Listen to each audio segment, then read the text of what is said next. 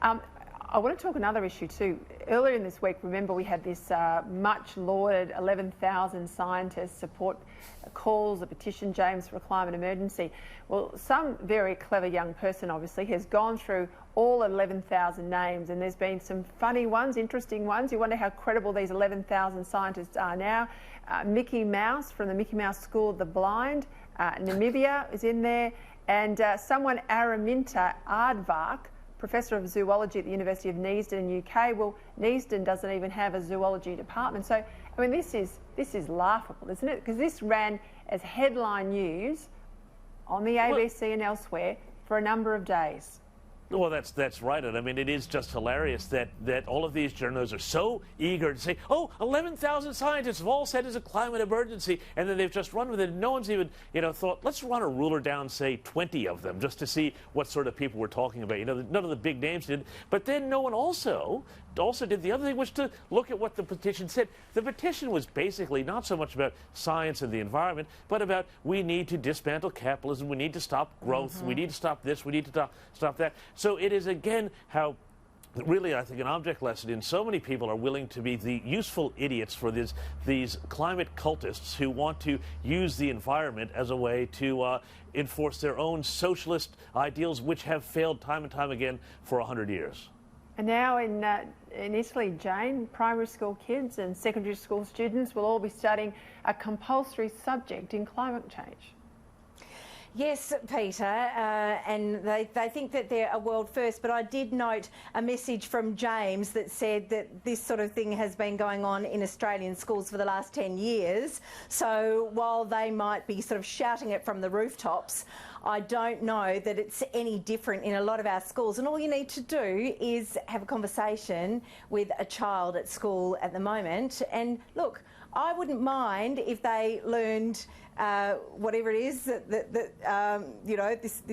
this climate argument, but I would also like them to see opposing points of view and hear from different scientists. And can I just point out that on that petition, that was found by a geologist, by the way, who had a look and said serious scientists don't put their work on social media and don't run petitions. So we need more serious scientists educating our children. Yeah, well, I'm aware of a young 10-year-old known to me who had to give up meat, he was telling his parents, because meat is killing the planet. So every Tuesday we must go meat-free because that's how you save the planet on climate change.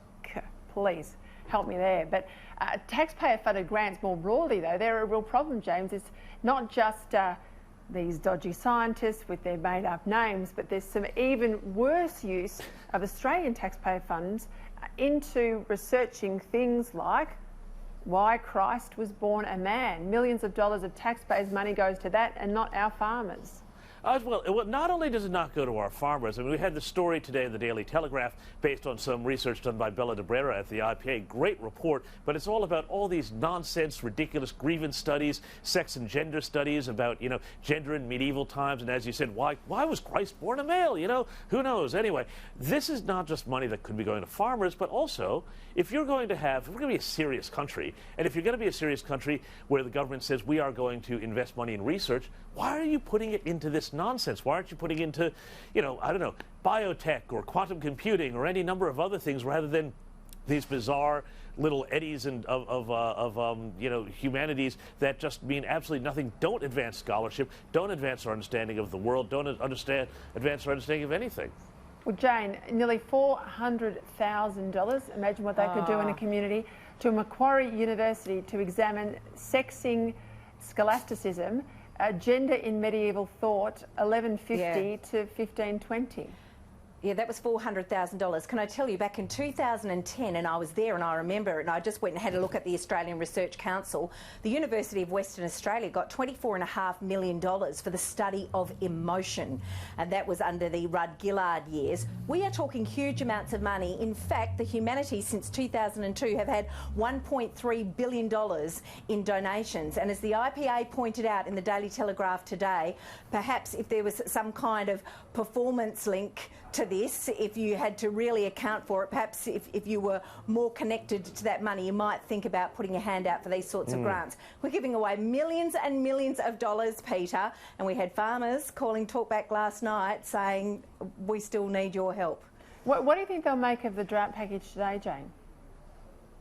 I don't think it's right. Look, I really like the water component from South Australia. Good on Stephen Marshall. I think that's great. I think the Nats are in enormous trouble over this. I think it's a bit too little too late, to be really honest with you. You know, Pauline Hanson and Bob Catter have been out there. I think shooters, fishers. What I'm hearing is the bush feels really let down by the Nats, and the idea that you can pay that amount of money back in 10 years. These guys have been in drought for 7, 8 years, Peter. You know the enormous amounts of debt they're already carrying with them. I think the HEX-style scheme is better. I don't think this is the right answer, but it's a start. Yeah, all right. Well, I think we'll see very quickly what the Bush thinks of it. But when Parliament returns, I'll be interested to see what Catter and Pauline Hanson do with the results of their tour.